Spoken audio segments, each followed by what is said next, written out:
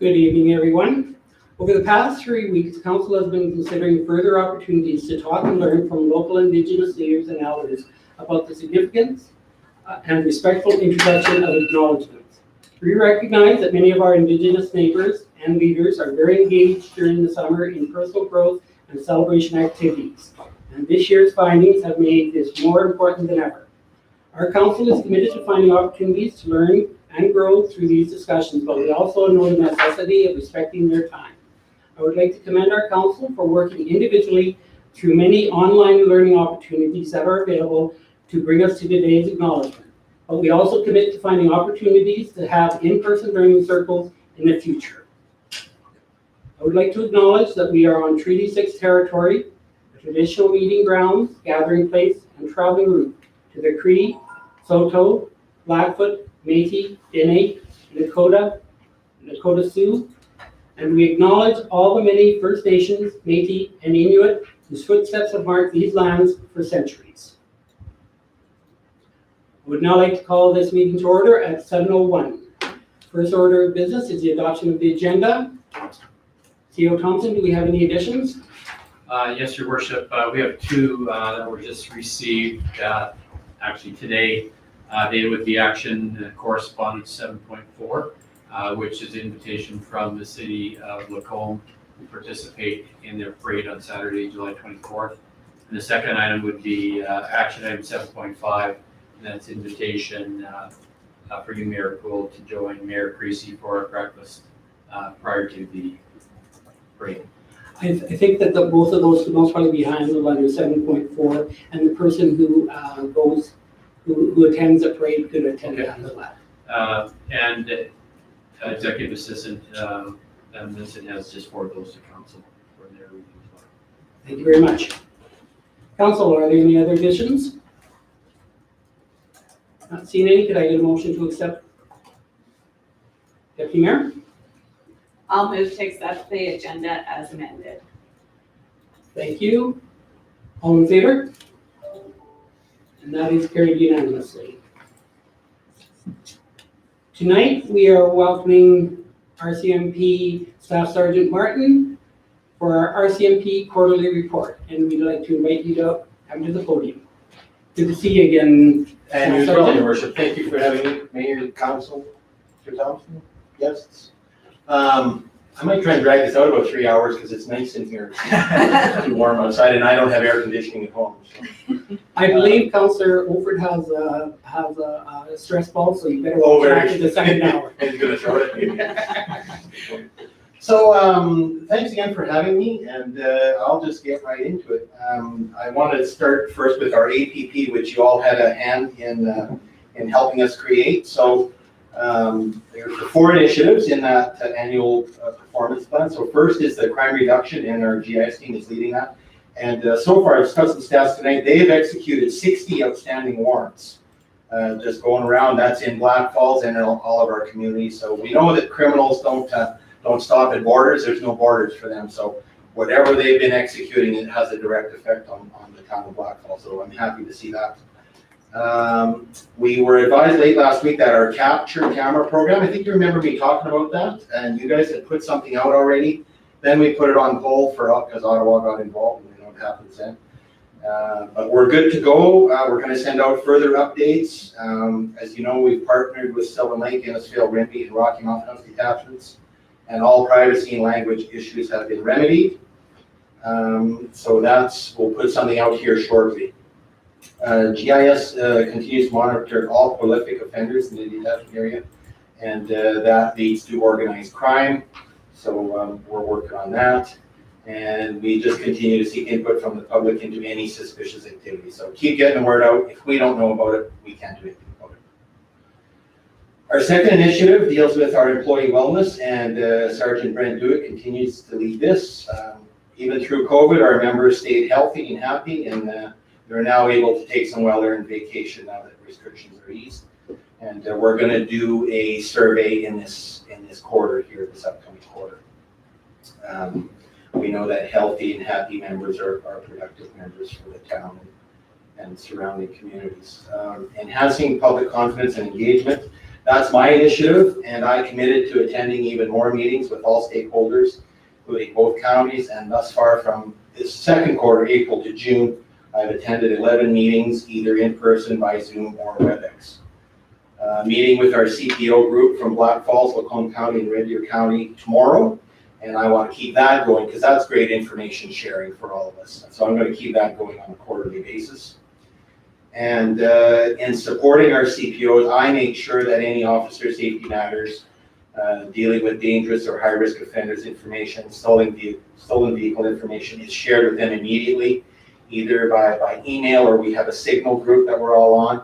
And we may wear different uniforms, but our goals to serve the public is all the same. So I want to make sure they're safe too. And they're a great wealth of, they're always out there. They're a great wealth of knowledge to us too. So I committed to improving the quality and timeliness of monthly and quarterly reporting of stats.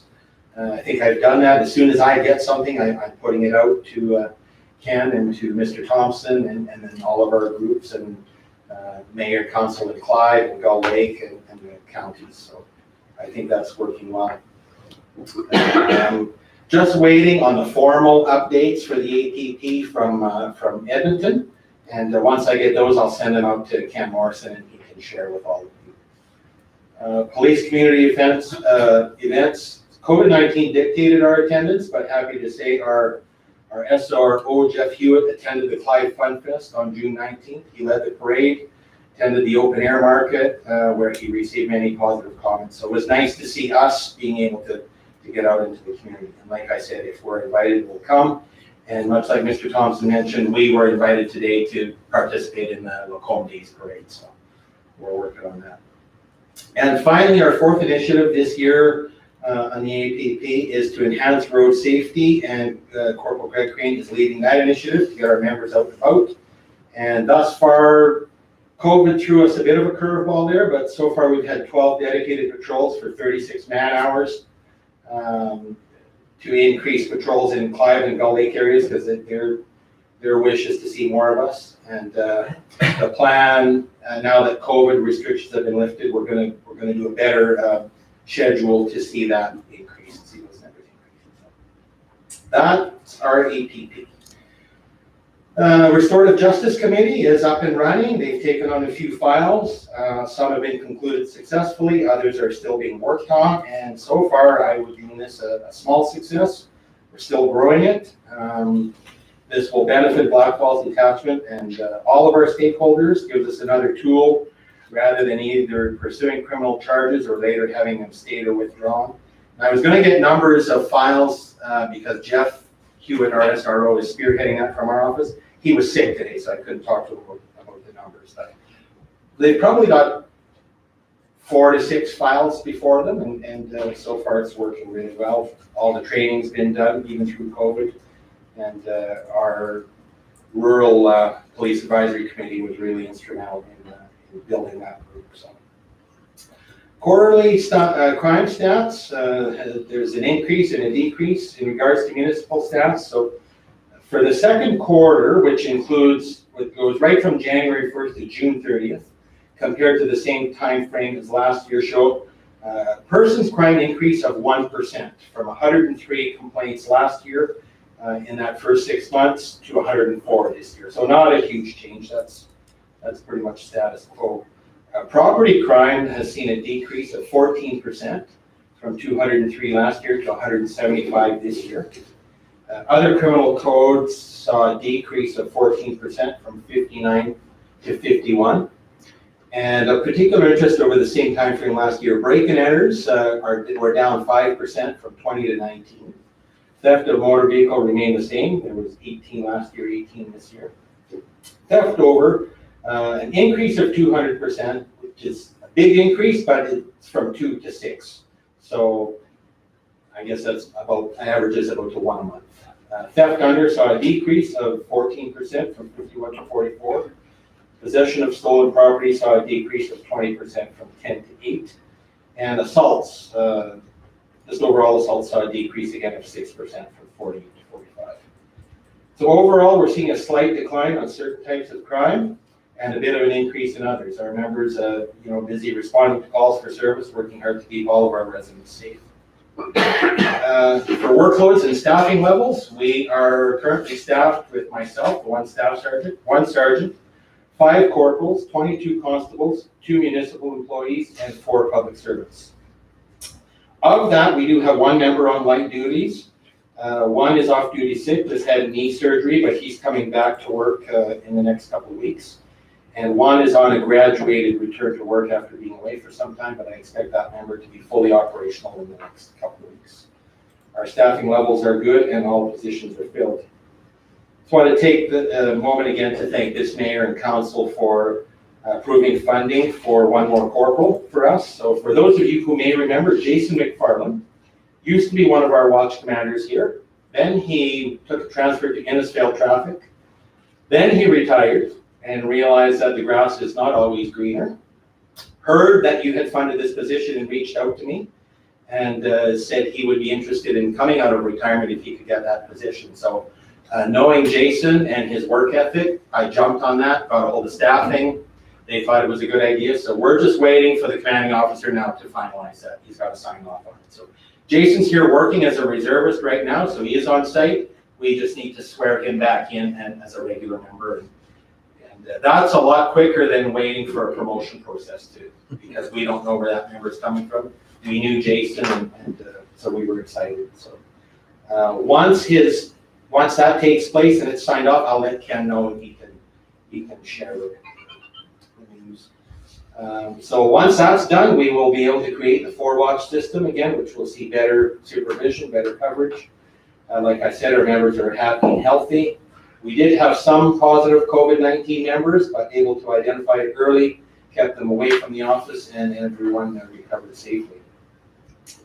And last time I spoke to you, I think we were in the process of identifying a new GIS corporal to replace Corporal Brandon Smith. Happy to announce that Constable Dallas Trail has been selected as our new corporal. Dallas and his family already live in Blackfalds. He works in Red Deer, and once formalized, Dallas should be with us within the next few weeks.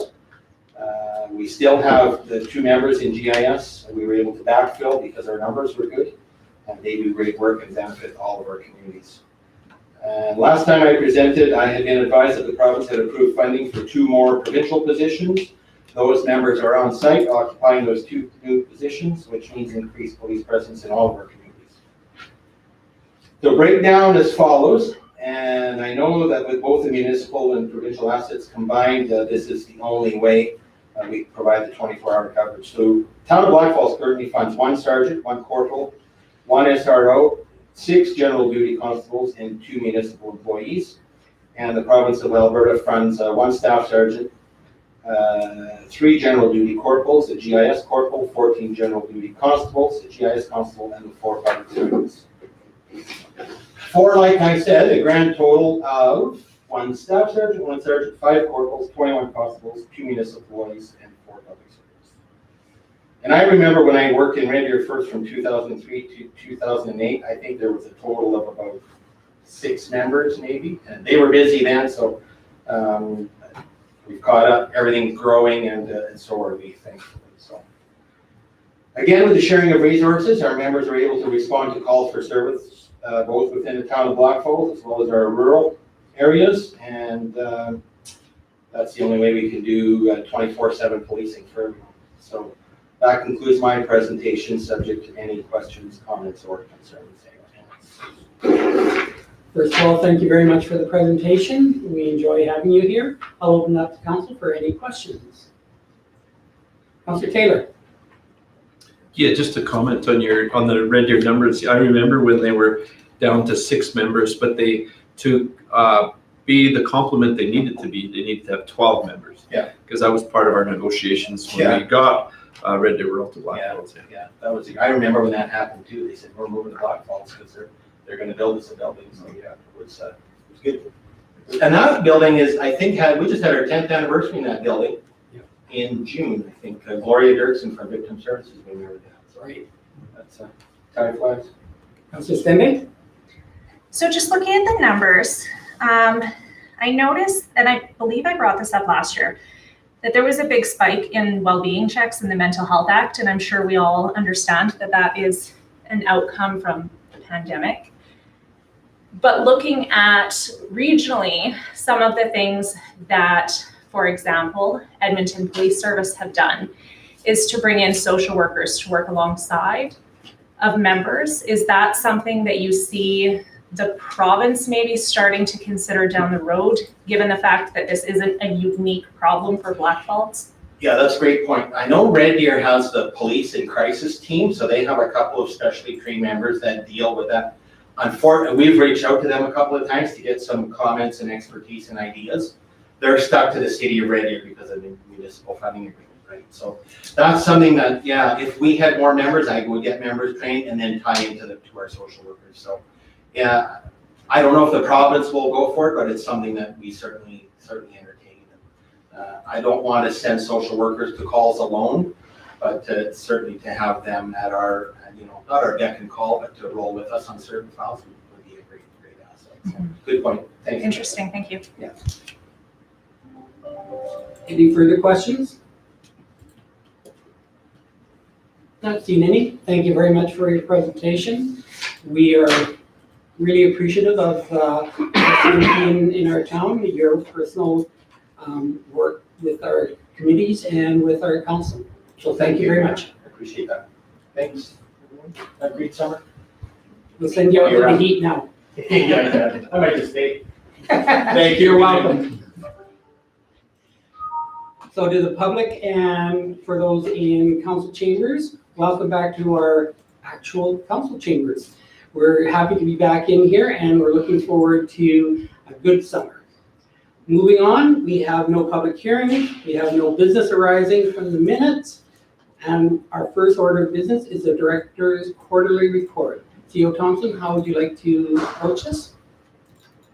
Thank you, Worship.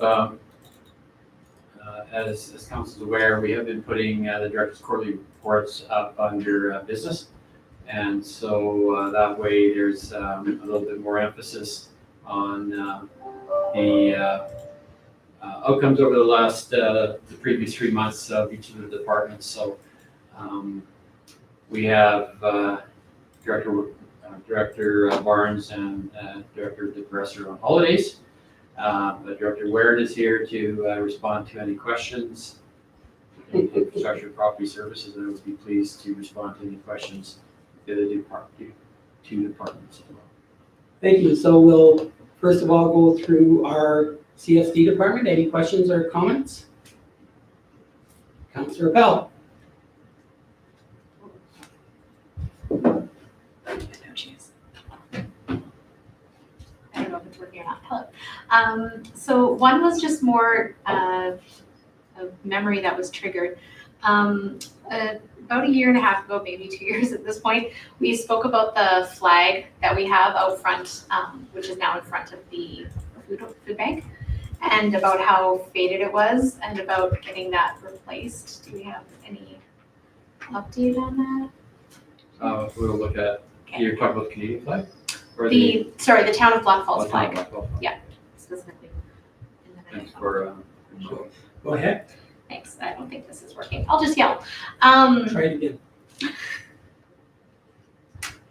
Maybe, okay.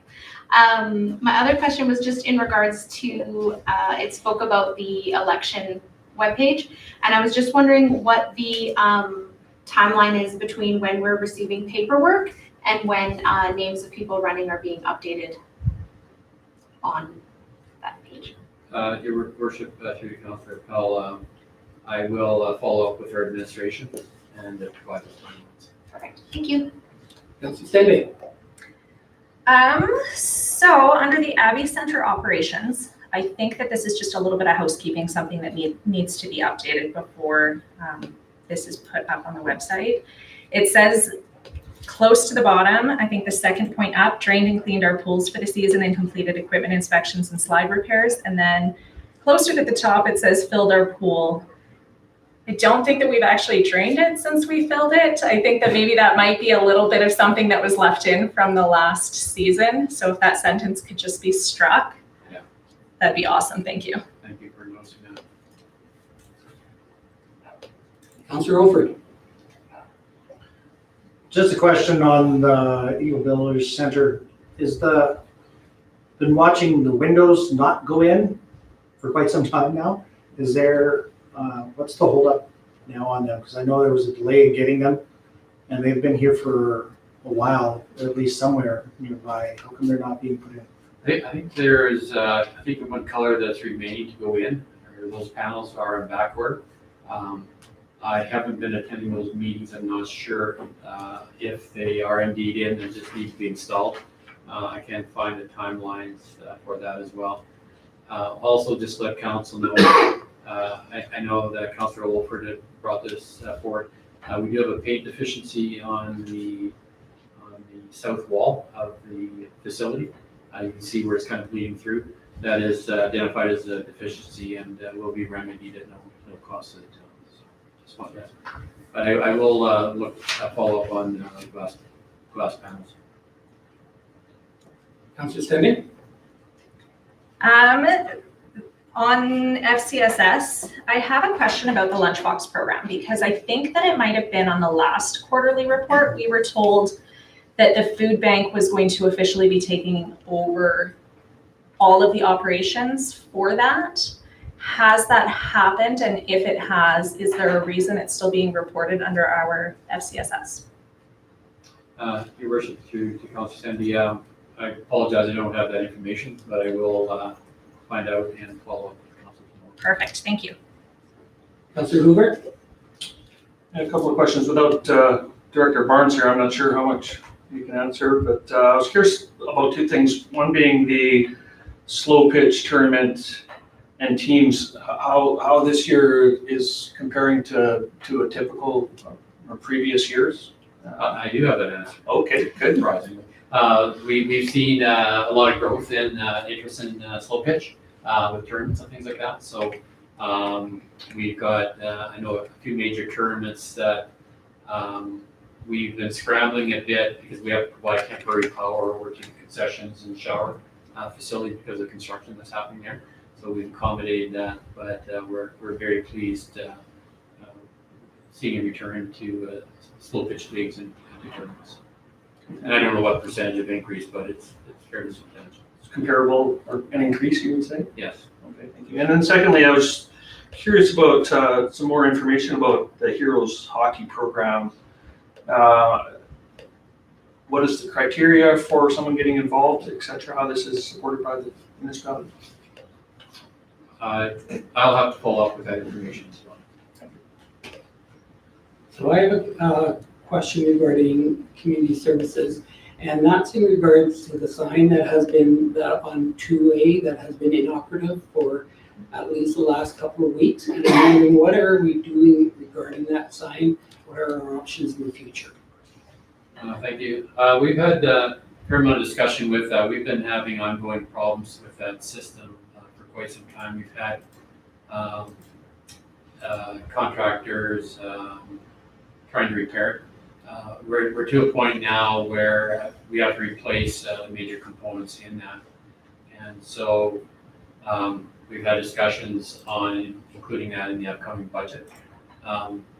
Putting any more money into repairs and not having them hold, we feel isn't the way that we want to go forward. So we'll definitely be looking at replacing it. They are two separate systems that we have. We went out for tender for this one, which is the newer one. The bid that come in lower, the provider for that, unfortunately, was different than the provider of equipment for this one over here on Broadway. So it is something we're familiar with, and we will bring that back to council at a later date as to how we're going to move forward with that. Thank you. Any more on community services? Let's move forward to infrastructure and property services. Any questions or comments? Councillor Olford.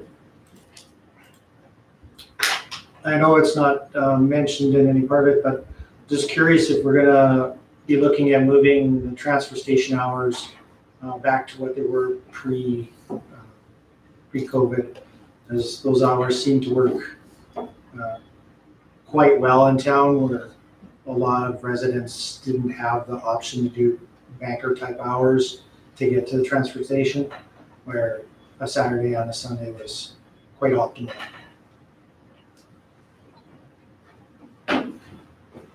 Oh, yeah, thank you. So through the chair to Councillor Olford, when we brought that forward in May, we actually recommended that those be the final hours. And so it was done amidst the COVID pandemic, but we've seen some really good feedback from the community. And it really works better for our hauling and being able to keep that site clean and a little bit more pristine than it was maybe in the past. So we had brought forward that as the final hours, and obviously if council wants to look at changing that, we could definitely do that. And it also allows us to backfill that position with another public works operator because the hours are a little bit closer to our normal shift throughout the week. Thank you, Mayor. Swap? I have a question for you. Are you able to give us updates on both of the road constructions that are happening in the town? Because I know it's a great discussion happening in our community right now. For sure I can, through the chair. The Duncan Avenue and the Young project is probably about 50 to 60% complete.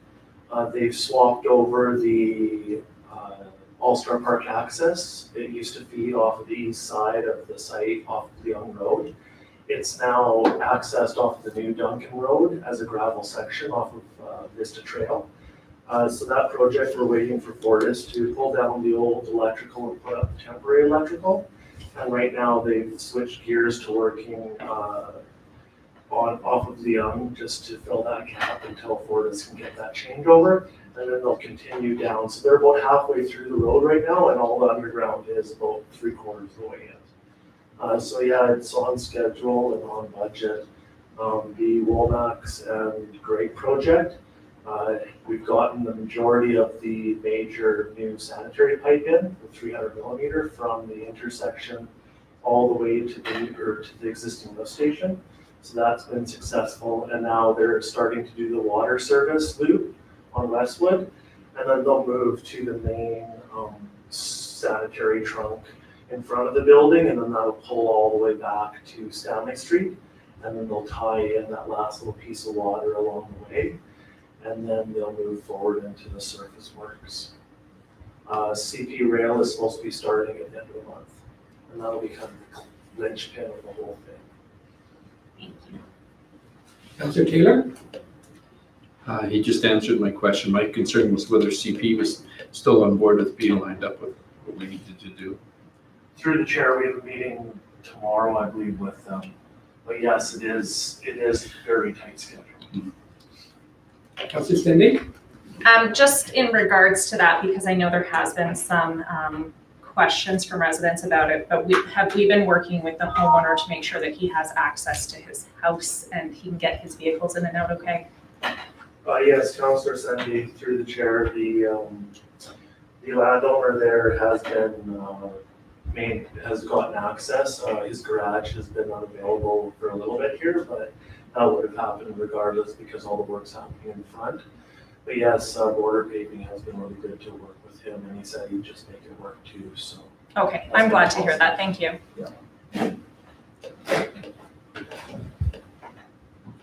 Are there any other questions regarding public works and infrastructure?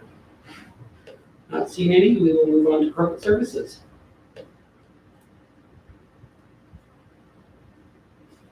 Any questions? Councillor Hoover? Yeah, maybe a very basic one. When can we expect that public can access the civic center and other buildings, including the library? Is that something that will be changing in another phase, or what is it? The public have access to the civic center right now. Okay. Full access. Something else. And the library is opened up, but I believe it's to a certain number of patrons. They still do have their curbside pickup, but our building is open to the public, and we've been seeing an increase in numbers, I think, on a daily basis. Okay, there was a line in here that Civic Center is closed to the public, so just another thing. The merit for progression.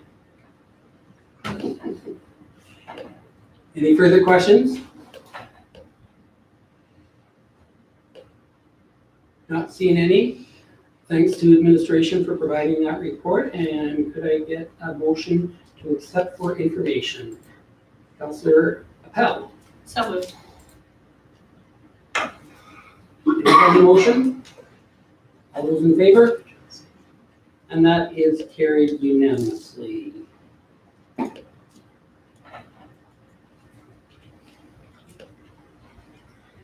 Moving along to election bylaw amendment. Who will be presenting on this? Your worship, the EA with Ben Winson will be providing this. Thank you.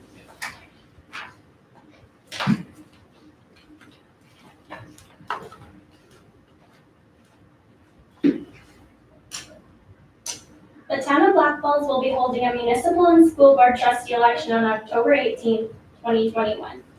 At the June 8th regular council meeting, council requested further information on the town of Blackfalds providing special ballots, which are also known as mail-in ballots.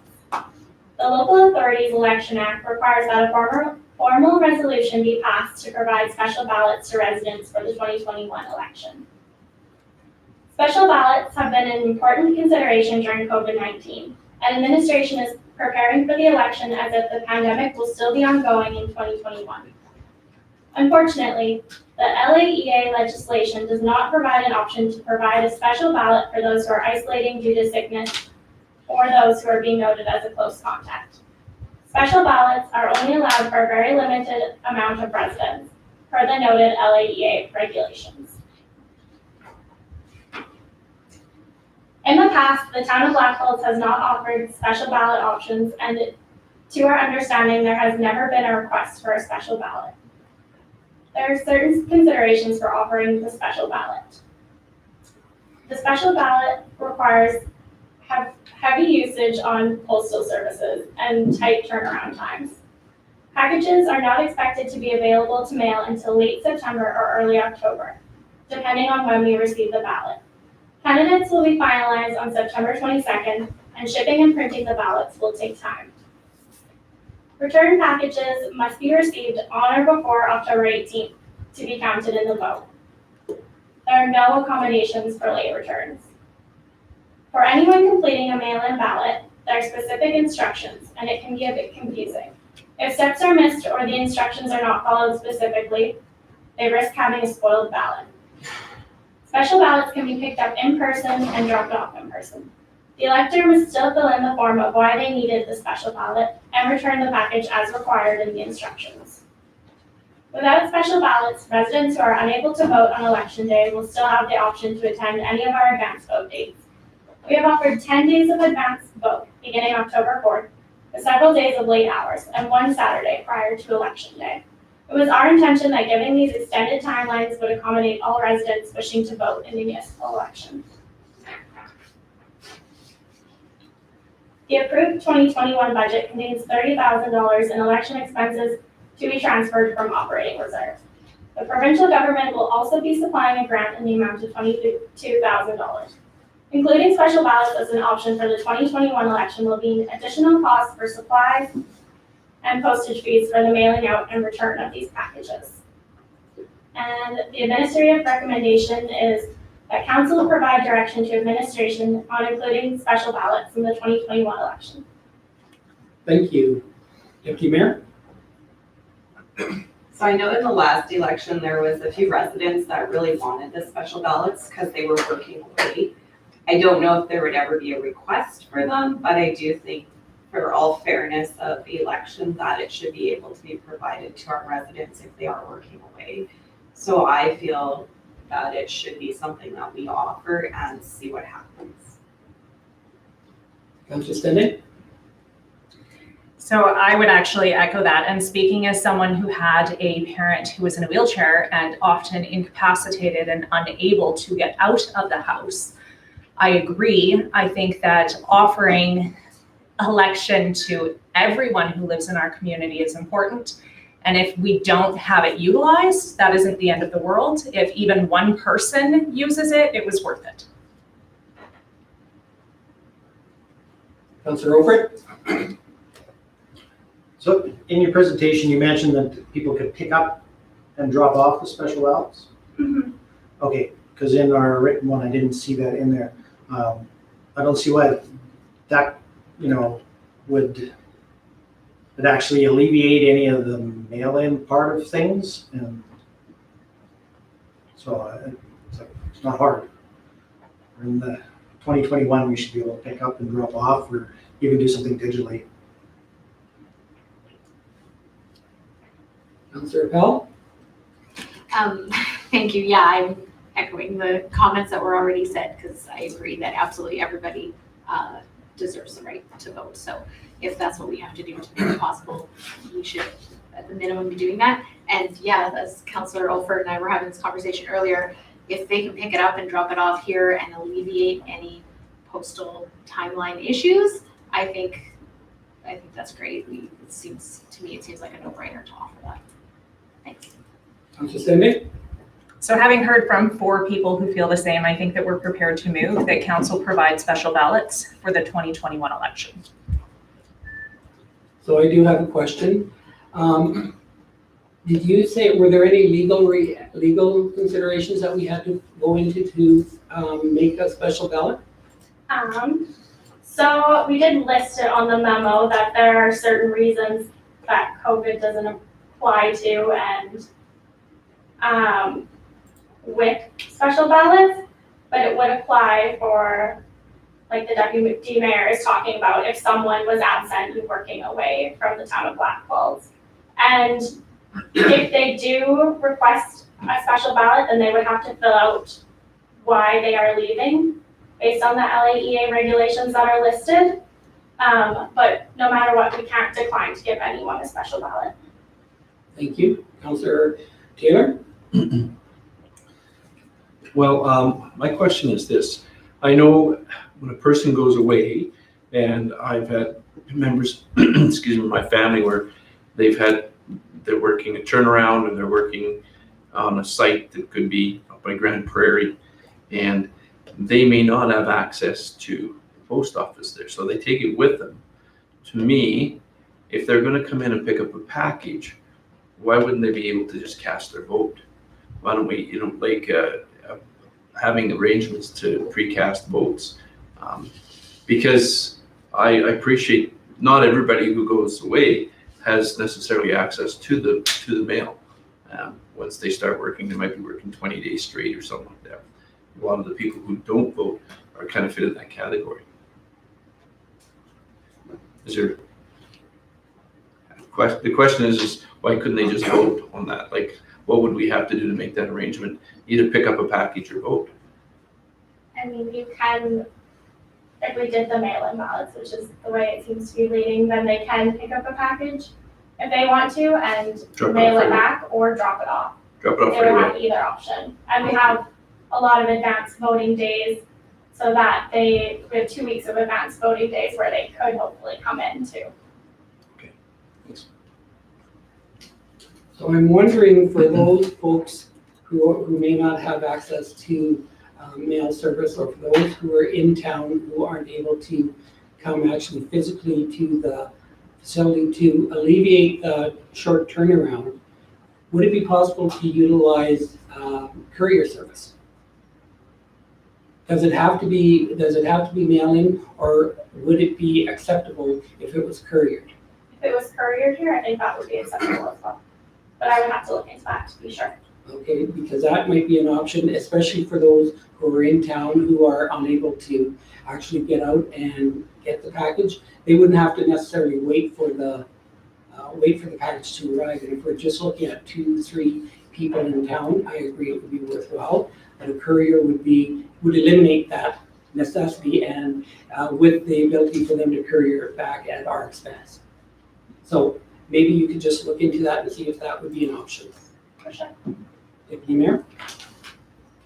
I just kind of want to add to that, if there's career, it would cost quite a bit. I wonder if we could do a volunteer program where maybe 1 or 2 people in the community could go and do that instead of having somebody paid out to deliver and pick up. We can definitely look into that. Councillor Taylor? For ballots, I don't know for volunteering, would there have to be some kind of security clearance or some way you manage that? Because I appreciate the volunteer program, but there's usually such a regulation in dealing with your voting. Just pass it off to a volunteer and then, that trust between here and there. Just have to have a way to make it secure, I guess. So we have a motion on the floor. Normally I'd ask you to read it back. Does anybody need it read back? Not seeing anybody. All those in favor? And that is carried unanimously. Thank you for that. Moving on, budget public engagement. And we'll be talking on this, CEO Thompson. Manager Bouvier. Bouvier. I think it was his last time. I practice on it. That's the problem with It's using okay. first names all the time. I shouldn't have said anything. That's right. Good evening, Your Worship and Council. Today we're bringing forward a discussion about the citizen engagement process as part of the budget preparations. This gives citizens an opportunity to give some input and feedback on the service levels, goals, and priorities for the next budget year. In the past, we've participated in different forms of community engagement with varying levels of success. Our goal being to get the most engagement with the lowest cost to the town resources.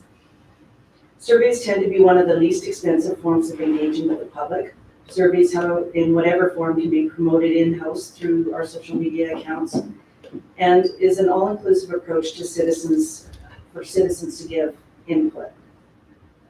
We have created an in-house survey in the past with moderate success and low cost, and this would be available to us again this year. We have also in the past participated in the citizen budget through a fellow. The cost tends to be around $3,000 plus add-ins for extra services or staff time. The program typically takes about 3 full weeks of staff time to prepare, providing detailed information about each department. The platform serves as an educational component that explains each department and the purpose. And is designed to give a recalculation of taxpayers' property tax with each decision that's made. However, last year that feedback was restricted to the end of the survey, so it wasn't functioning the same as it had in the past. The success of this format has always been a little less than desirable. We believe the main reason for the low results is that typically the survey has a lot of information and takes a lot of time to complete and may discourage a lot of people from completing. Additional engagement, in the past, councils also participated in an open house at the Community Information Expo. This is a productive approach to put citizens face-to-face with council and can encourage a discussion on a variety of topics and levels of service, capital projects, etc. Last year, due to the COVID restrictions, we attempted an alternative approach to the open house with a virtual engagement called Budget Week, which was launched last year, with videos, questions and answer sessions, and was promoted on our social media platform and the YouTube channel. The point was to encourage discussions and get feedback from citizens regarding their expectations of the town. This project relied heavily on town staff and resources and was not as successful on its own. So having outlined most of the forms of citizen engagement that we've utilized in the past, we feel it would be, we believe it would be best to pursue a survey and create an open house environment at the Community Information Expo. Does council wish to discuss any of these options any further, or do you have any comments or questions that I can address? So we'll start with Councillor Stettler.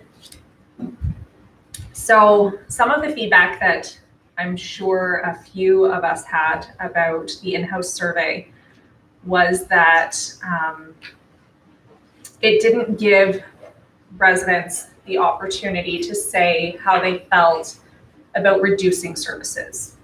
It only had options for keeping things the same, increasing them a little bit, or increasing them a lot.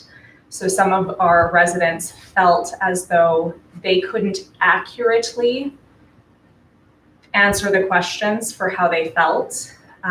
If we were to go with a survey created in-house, would it be brought to council for council's comments before it goes out to the public? Yeah, we can certainly do that. Okay, We didn't prepare one yet this year, so. perfect. Mayor Fogg? I'm glad that we have the in-house survey coming back, because that was the one that had the most interaction over the past few years. I do have a question though regarding the in-house budget, if we could do, if the Flourish Market extends their time, because I think they're only there till August 15th, but she was looking at opening it up longer if there was still a demand for it. Would we be able to do some public engagement with iPads or some kind of means for them to fill out at the Flourish Market or at the Abbey Center if people don't have internet or they're not sure because they haven't seen it on our social media websites? I think that this would be very beneficial if we can do that.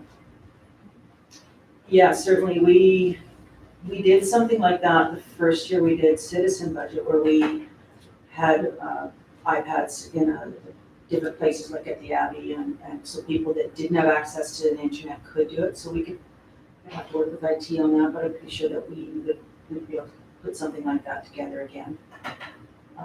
And I did talk to the EDO director about the Flourish Market to see if that might be another form of community engagement for if they did continue into September. So they're already alerted if they do go into September that we might be able to set up some kind of booth, with council, which is Perfect, thank you. Councillor Appel? Thank you. Yes, I was glad to see that we're not, using the Othello citizen budget is not being recommended because it was so severely underutilized. And I know it was an exercise we had to go through again last year to get that data. But anyhow, yeah, I agree with Councillor Stendy. I would love to see just a few more options underneath each question, or even the allowance of a comment box under each of the questions, like in regards to each department, so that people can send in their comments. Because sometimes I know for me, when I'm filling out a longer form, sometimes by the time I get to the end, I don't remember every single one of my points. So it's easier to just give them that along the way, little bite-sized piece of information. Yeah, and maybe council can let me know where they want the main theme of the survey to go towards, because in the past it's always been increase or decrease service or leave service the same, and we tried to hit on our key departments. So it would be helpful to know if there's anything specific that you want addressed in the survey, so that when I bring it back, it's.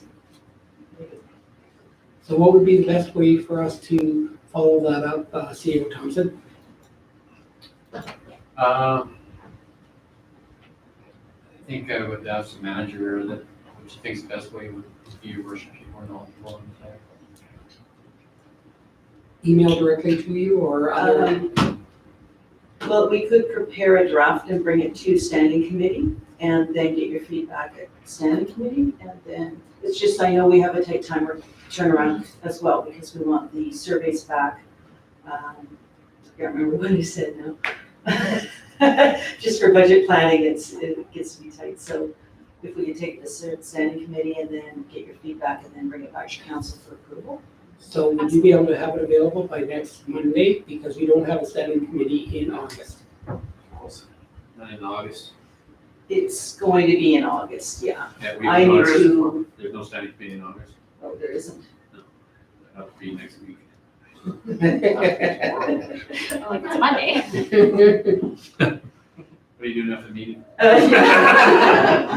Well, I'd really like to enlist the help of Communications Department for the survey.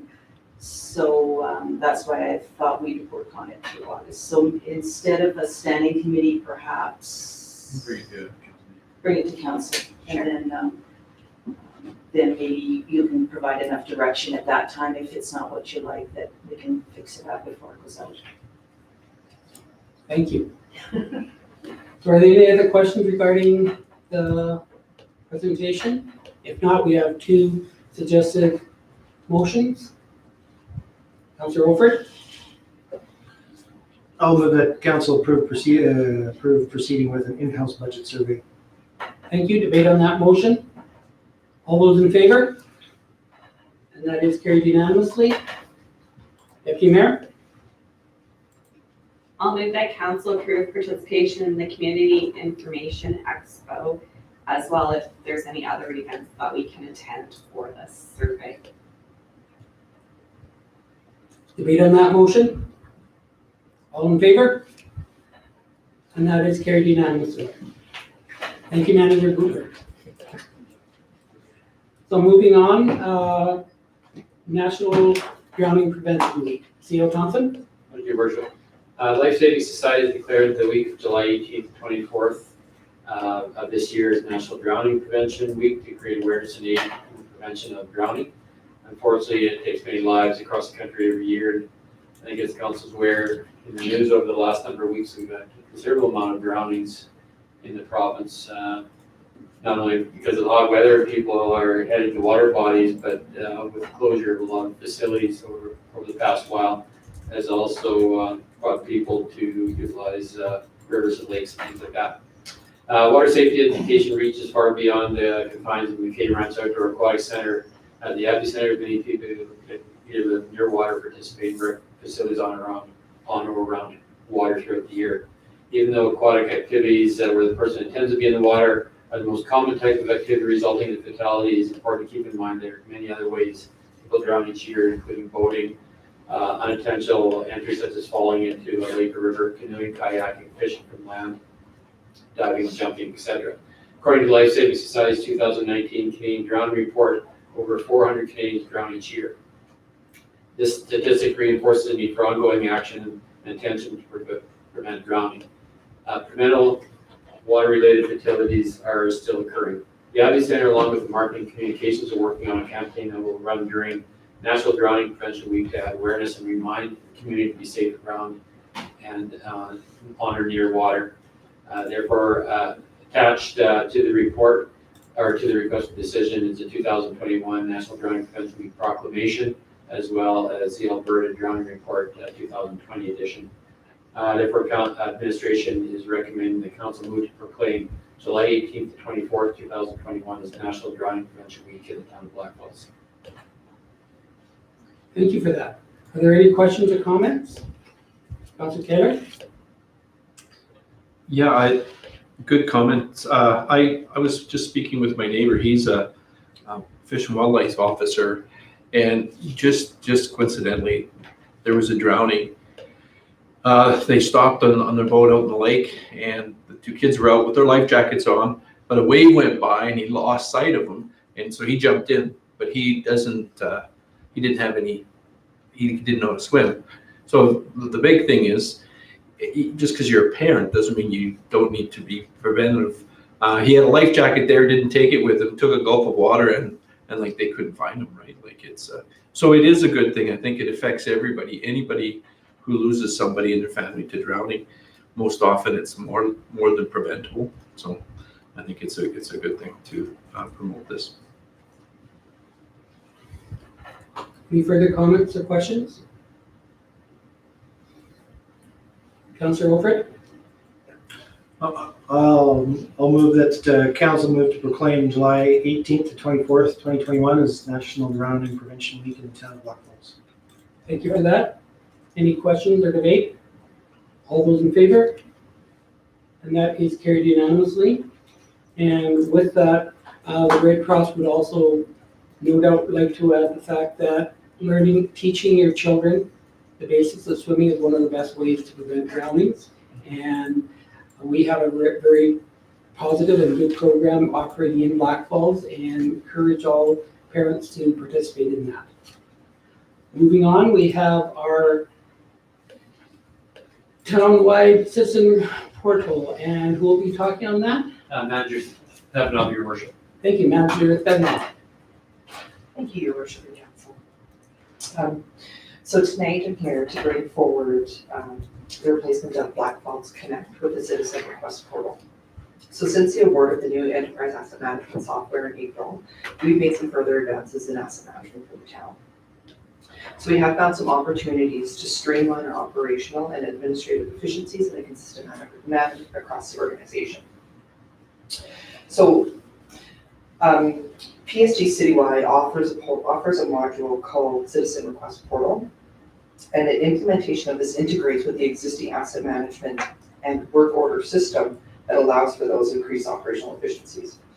A work order system complementary to an asset management software solution will enhance the long-term sustainable planning for our assets. A robust work order system can allow for tracking of materials, equipment, and resources used for the repair and maintenance of specific assets. This can also allow the town to identify full life cycle costs associated with assets on a granular level. So currently, we utilize Blackfalds Connect, which is provided by CFIX, as our non-emergency reporting program for our residents. Through a link provided on the town's website, residents can submit their concerns through Blackfalds Connect on an externally hosted site. Residents also have the option to submit their complaints through Blackfalds Connection app, which they can choose to put on their smartphone. So this new Citizen Request Portal module provided by PSD includes much of the same functionality as Blackfalds Connect in that it captures those non-emergency residential complaint issues and includes details on persons submitting that we need in order to resolve those complaints. But because the CRP, Asset Request Portal, is integrated into the asset management, we can create a service request and work order associated with that. So just on the next page there. So on this table here, we highlight the differences between Fix and Citizen Request Portal. The main one that's most important to us is the privacy of it. So with Fix, residents can comment on other residents' concerns submitted through there. So there is that lack of privacy that we're concerned about. And it has also become a platform for neighbors to complain about other neighbors and for that to be made publicly available. With the new program, there is an element of privacy with that. That is just a one-way submission on our website provided through a link. So the only people that are seeing that is just our town staff. Annual fees are significantly less. Fix is about $6,200 US, so we budget approximately $8,000 a year for that. This module added to the asset management is only about $1,900, so there's some significant savings there. Another one of the bigger differences between that is that there is a GIS viewer associated with Fix, and we don't have that as part of the new Citizen Request Portal, but really it's when you compare it to communities of similar size to Blackfalds, that's not a service that they provide through there. You'll see it in more larger communities like City of Red Deer. Like I said, they don't have an app, and the biggest difference, which is really important to us in the long term side of things, is the ability to track asset management for our ongoing operations and maintenance of costs associated with specific assets. And with that, we can create a work order. So the initial service request is just a service request, and then if it's associated with an asset, then it becomes a work order, and it flows through the asset management software. So yeah, was there any questions on this? Councilor Stenby? So if somebody with the CRP went on, a resident, and made a complaint about a pothole, how does it work? Is an email sent to, for example, info@blackfalds.com, and from there our staff have to sort out which department it goes to? How does that work? So it's creation of a workflow. So on our website, we would have a link that we click, And then it takes you to an online fillable form. So the resident will fill in that form. It's then, excuse me, it distinguishes what type of concern it is. So if it's public works, we automatically set who's going to receive that notification. So then we get a notification to our public works team, so that would come to like myself and my foreman, et cetera. And then we respond to that. With the close of that, residents can't see anything. Like it's just on one-way submission. So just subsequent to the Go main. ahead. So is that different than how it's done now with the see-click fix? Yes, so we get back to the differences in the functionality of it. So with C-Click Fix, if you submit a complaint through there, it takes you to a third-party site first off. It also has a GIS viewer with that. So anybody actually can see any complaint that any other person has submitted in the town. So there's also like, people can attach like a picture to that, say, they're not happy with the way a person's parked. So they can take a picture of that vehicle with that license plate there and make that public. So there's that element of it being different. And then again, it comes back to the biggest thing for us here is that it's tying into the asset management side of things, which our C-Click Fix doesn't do. So if there's a work order that's created from that, we can track like specific costs that we're spending on, our resources to go out there, the materials that were being used, and the equipment that are being used for that. So Just one more subsequent. So in regards to residents and their privacy, you spoke about neighbor versus neighbor, and I've seen that. I use the app. But I've also seen that there are people who report actual concerns that would prefer to do so anonymously. Is this going to take away their ability to report things anonymously? When they fill out that new form, are they going to have to put their own personal information in order to make the complaint? Because I would hate to think that if by switching, we are dissuading residents from bringing forward real concerns. So it is only town staff that see those complaints. Many of the times that we get our complaints, we do follow up with those people. So we can take that back and look at whether or not we can make that option for anonymous. Councillor Hoover? Councillor Hofer? Okay. I just saw somebody down at that end, sorry. Okay, so if somebody if some buddies were to say, find the same pothole and 6 people put in a request, are you now creating 6 work orders, or will this automatically flag as the same one and do one?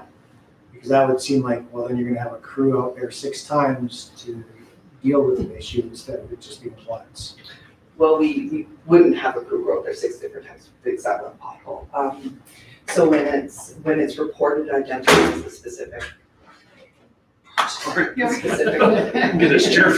So yeah, if we got that 6 different times, we would address it only once and then close that out and resolve it just once to all those 5 other complaints. Okay, so Councillor Taylor next. So my question is I appreciate that you're tracking and recording. So just in reporting, how would you report that? Will council get a report back on how effective this is? Obviously, it's going into the department. Is it going to be captured in the director's report, or where would we get some kind of feedback to see how effective this program is working? Well, we haven't spoken on that. That's something we can definitely discuss within the department and bring that back to council. Councillor Powell? Thank you. So without it being attached to a GIS, is there still a way that they can attach a photo, or if someone doesn't know the exact location of something that they can submit a photo and it's easier Absolutely. for the crew when they go out there? Okay. Yeah. Perfect. Thank you. Councillor Hoover? Similar to what Councillor Taylor was asking, more though for the public. As you said, there was some there was a lot of transparency with See-Click Fix, but, putting aside the privacy issues with that, is there an ability for us to have some transparency to show the public that these complaints are coming in, they're being addressed? So rather than just simply a report coming through administration to us, is there the ability to show the public that we've received work complaints and that they're being resolved? I think it'd be something like the RCMP report where they break it down into categories. So would probably be able to break it down that we had X amount of street and road repair requests or something like that. We could quite possibly provide something like that. That mentioned, we'll have to discuss that internally and see the best way to move forward. But it's definitely Director's quarterly report probably be a good avenue to do that. And there's just something, because it is linked to the GIS, I mean, perhaps is there a way to have some kind of mapping that shows that there's particular reports in areas for maintenance that are ongoing or that have been brought up and resolved? Nothing that's externally facing, and that's the difference between the programs. But internally, we will have that. Councillor Alford? Thank you. Is PSD Citywide going to be looking at maybe making an app? Because moving everybody to the website to fill out a form seems like a backward step in accessibility. So it is iframe embedded, so it's just as easily that somebody could go onto the town of Blackfalds website and they can see that the exact same way that they would from a desktop. Councillor Stanley? So I think I understand where Councillor Olford is going with this, and I can't speak for anyone else, but I don't always find our website completely user-friendly in finding specific things. And I do believe that See-Click Fix took a couple of months, and by a few months, I mean the last 3 years, before it really kicked off and people knew what it was and that it was available. I think by taking away the ability to have an app, something readily available on their phone that they can just click on, take a picture, and report something when they're out with their kids, we're dissuading them from, like I said, reporting on stuff, because now they have to go to our website and they have to try and navigate to find where to make a complaint. Is it possible? I know, for example, Red Deer County, and I believe the city of Red Deer, as well as the city of Lacombe, on their websites, just have a button, first and foremost, report an incident, make a complaint, whatever the case may be, because I know that we're already spending a bunch of money and staff time to update our website. Would that not be a feasible way to also cut out some of the additional cost of this? If we were to do something like that internally, like some other municipalities do? The biggest difference with us, though, is that this is integrated into our asset management program. So this ties into the overall tracking of specific assets and in our life cycle. So it's an important part of it. So just subsequent, if we were to go that route, though, and it would be sent to each department, would they not be able to input that into our asset management in the same way that they would be doing it if we were to have this app anyway? I think I'm a little confused. So just to kind of further clarify the way it would work is, yes, we could possibly have a button. So instead of having the See-Click Fix logo up in the top right-hand corner, we could have a report an issue and you click on it and then you fill out that form.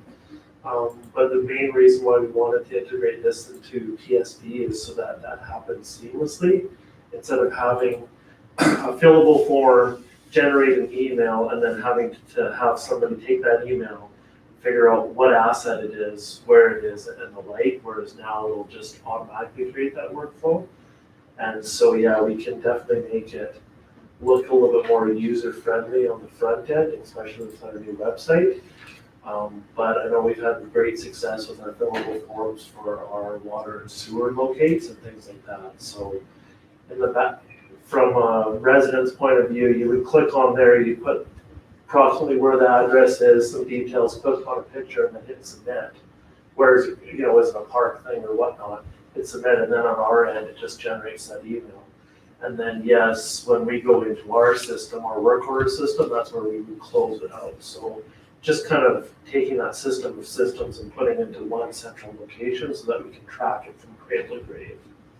So just one further subsequent, if I may. So I know with our C-Click Fix, part of the problem that I imagine staff has been having is residents don't always label the issue correctly.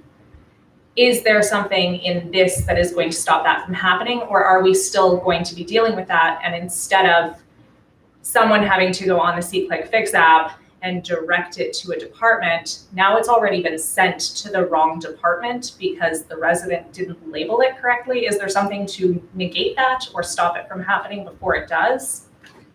So we can just reassign it, same thing that we do with C-Click Fix. So yeah, we get an email notification that comes through and then somebody just goes in and they just reassign it to the correct department and same procedure. Okay. Councillor Pell? Thank you. So I was actually really excited to see this come forward specifically because it didn't have an app. So it doesn't, I'm thinking it saves people that extra step of having to download an app, which they only use for one function, which I know that I try to remove as many unnecessary things on my phone as possible, to just be able to go and do it through the website. So I thought that was brilliant and way more user-friendly, because then even people that may not be involved with the C-Click Fix world of knowing all of that can just easily fill it out on the website. So Thank you. So I have one question, and when a person submits this, the benefit of C-Click Fix is that they see their complaint or concern immediately. They know that it's being looked at.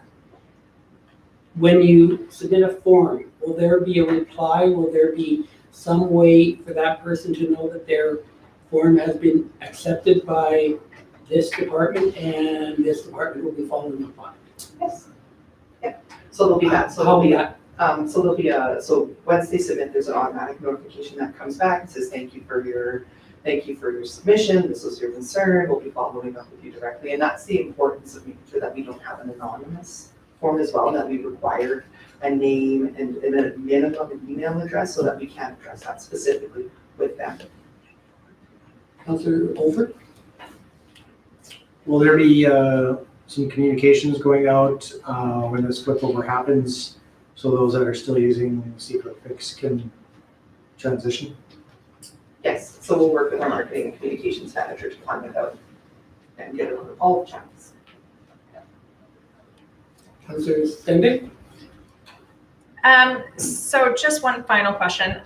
I'm noticing that while yes, the annual fee is less, we will have to pay a $9,300 implementation and training fee. And I know that we also had to do that 3 years ago with C-Click Fix. Is that budgeted for, and what is it budgeted for under? So it wasn't budgeted as part of the original asset management software program. That was just the base asset management and then the work order system.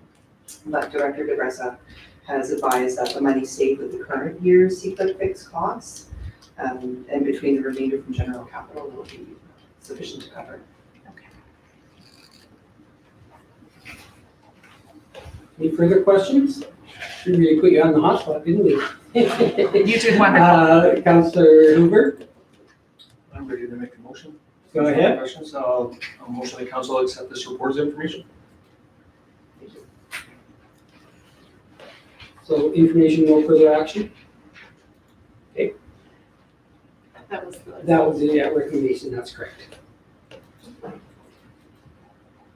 So just for my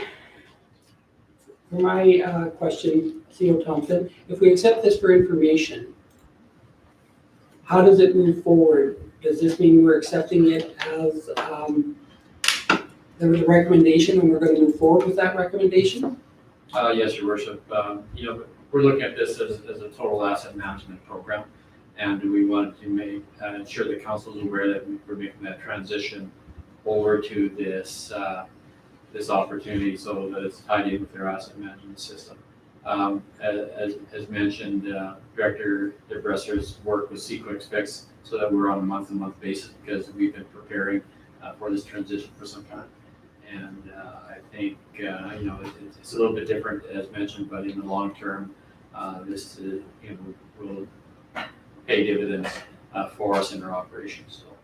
So by voting for this as information, we are in effect saying move ahead with this as you have recommended. That's correct. Thank you. Debate on that motion? Not seeing any. All those in favor? Any opposed? That is carried unanimously. Thank you for that. So we now move on to action correspondence. First item is a request for Restorative Justice Program, and Councillor Taylor, did you want to talk on this? Sure, I can. In our restorative justice meeting, they were looking for a venue and they suggested that the possibility of Blackfalds being able to provide, at least for one of the sessions, for their client sessions where we get together and the victim and the perpetrator get together and they do the file. They need a location to do that. They suggested, there was a suggestion that the possibility of working out of the Protective Services building, there is an adequate venue in that building that would possibly work. I shared that I could not make that commitment. It would have to come from council to see if we have that availability. And that's how this letter transpired, is that they gave me the information and I've passed it on to council and administration. CEO Thompson, did you have any comment on this? Yes, Your Worship, we can definitely provide that venue for us, and I would be pleased to follow up and inform them of such. Thank you. Are there any questions from council? Is someone prepared to make the motion? Councillor Taylor? I'll make that motion. And that motion being specifically that we Yep. work through administration to provide spaces? Correct, I can say it, yeah. Debate on that motion? All those in favor? And that is carried unanimously. 7.2 AUMA Awards.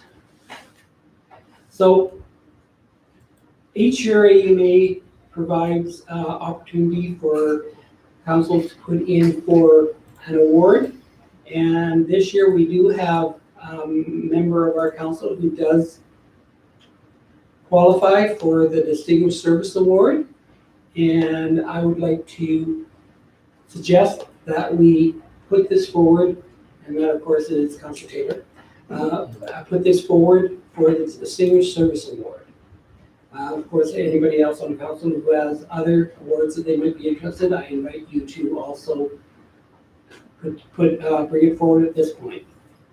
So, I can't make that motion without stepping down from my chair. So I'm wondering if someone's interested in making a motion for to submit the award of excellence, pardon me, the Distinguished Service Award for Councillor Taylor. And submit it. Deputy Mayor. I'll move that we do the Distinguished Service Award for Councillor Taylor, since he's been on council for more than 20 years, and that it gets submitted. Is there any discussion or questions regarding that motion? All those in favor?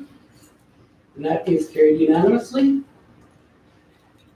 Now, if there were other awards that council might be interested in, do we have time to consider those and bring them forward to administration to be brought back to a future council meeting, or?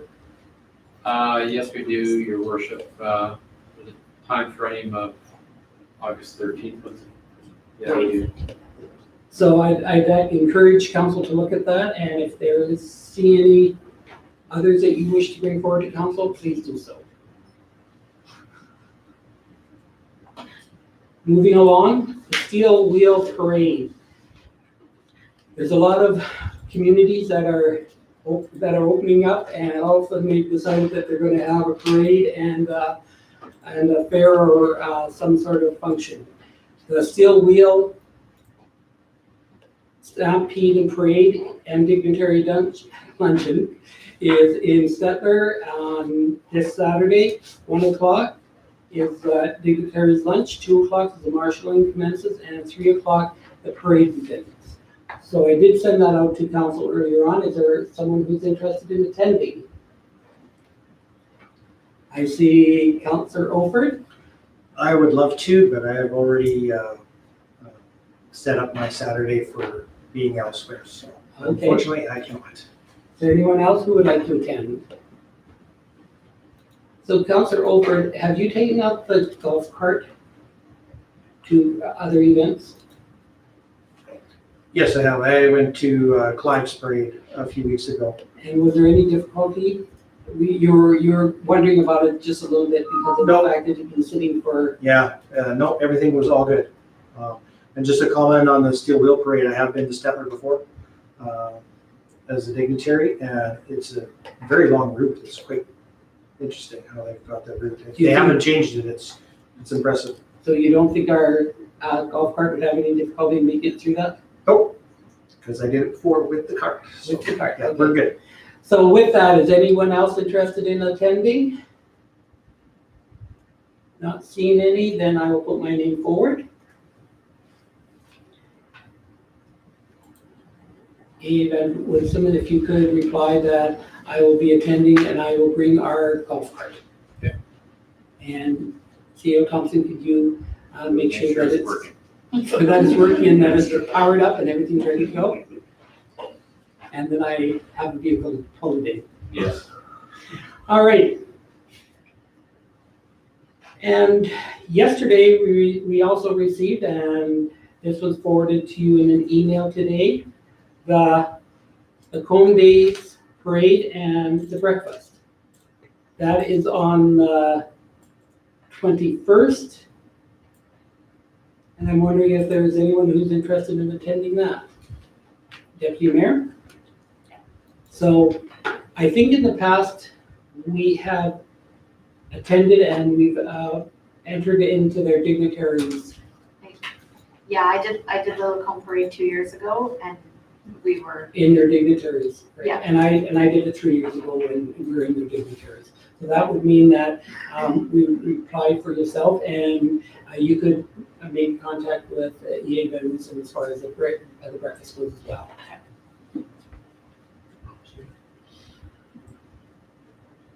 So with that, I will move back to the steel wheel parade and ask for a motion to allow myself to go. Councillor Appel, so moved. made on the motion. All in favor? And moving on to the Lacombe Days Breakfast and Parade, motion. Councillor Olford, So moved. made on the motion. All in favor? And that is carried unanimously. Moving down to our information items. 8.1, building and development permit.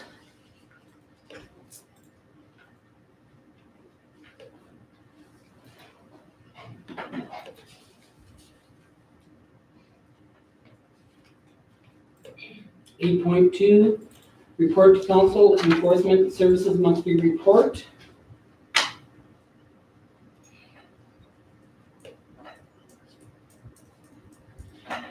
8.3, boat transit report. Was there anything, CO Thompson, beyond the report that you felt was noteworthy, seeing as we have the author?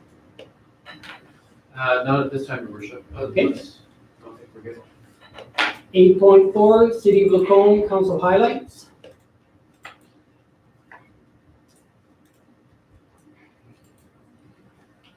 8.5, Lacombe County Council highlights.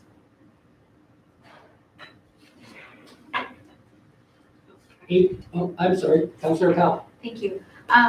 So I just noticed that in the Lacombe counties, they spoke about the annexation that we're doing with them. Is there a timeline or an expected date? I've never been through an annexation before, so I don't know how long that typically takes. We're working through the processes through the MJ. There's a number of actions that are required. We can definitely bring forward a report to upcoming council outlining those with anticipated timelines. Okay. Yeah, I just didn't know if it normally takes 1 to 2 months or if it's a 6 months to 2 year process. It's certainly an annexation, so we don't see any major issues transpiring that with the whole process. Yeah. Okay, perfect. Thank you. Thank you. Any further questions on that? 8.7, pardon me, 8.6, Red Deer River Municipal Users Group newsletter. 8.7, Parkland Library open house. I was planning on attending that, but I don't think I'll be able to now. And 8.8, Strategic Transportation Infrastructure Program letter. Councillor Stenday. So is the plan to reapply for this and maybe include the Greg Street realignment with 2A? Your worship, I'll ask Director Warren to speak on that. Thank you. Oh yeah, through the chair to Councillor Sandy, we would reapply for sure this year, but we wouldn't be asking anything further north in the area that you're talking about. It's a specific grant. We could look at that, but we're looking for something that has a little bit more girth than just, a couple $1,000 with upgrades on the highway. Some future work, maybe to twin it or whatnot, but this is what we've got right now on the table, and we're hoping that one of these years we'll be able to move forward with that $2 million job. Okay. Any further questions? Not seeing any. Could I get a motion? Councillor Stenday. I'll move to accept the information items as information. Thank you. Debate on the motion. All in favor? And that is carried unanimously. We don't have any round table tonight. Adoption of the minutes, regular council meetings of June 22nd, 2021.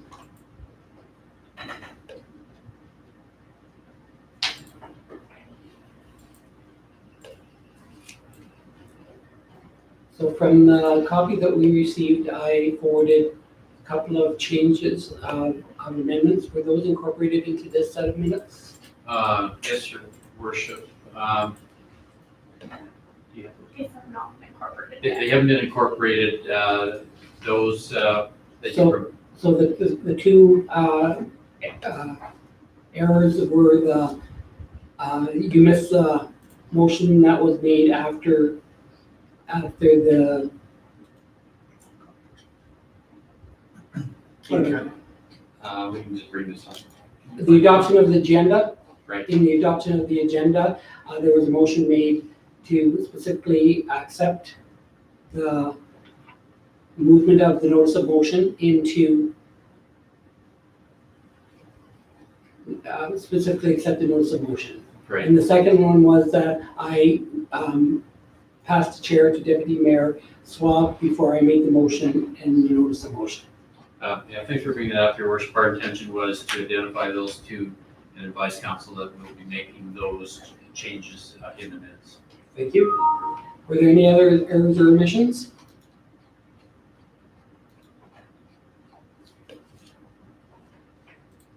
So, motion to accept. Councillor Hoover, A motion to accept the minutes as amended. debate on that motion. All in favor? And that is carried unanimously. Moving on to the good of the council. Last week, the last week of June, I was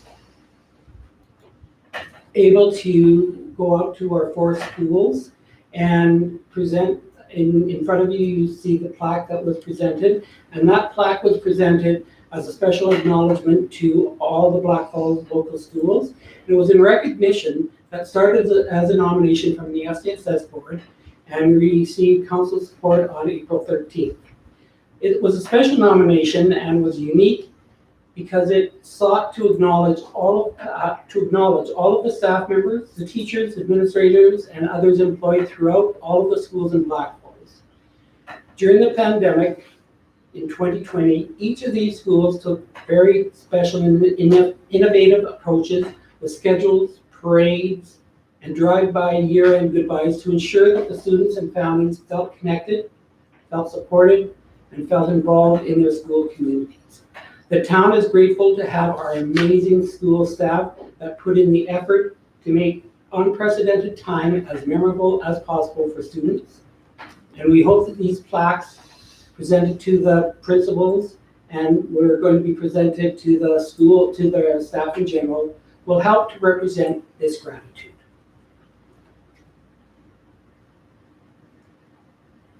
Are there any other items under the good of the council?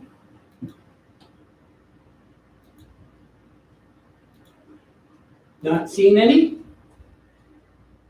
I adjourn the meeting at 8:30 p.m.